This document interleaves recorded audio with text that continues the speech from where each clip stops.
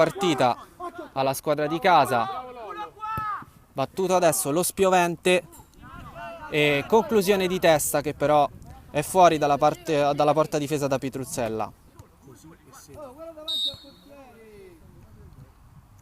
Il tiro e la rete a segnare Marco Cassetti, una punizione micidiale. I padroni di casa del Gem sono in vantaggio 1-0. Stavolta sono 4 gli uomini in barriera.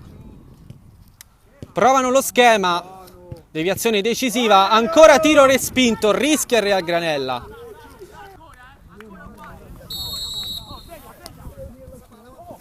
Subito in avanti il Gem con la palla e il gol di Cassetti.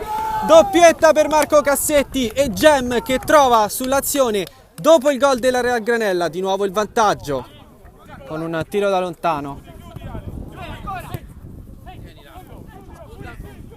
Palla a Jukic, vantaggio assegnato dall'arbitro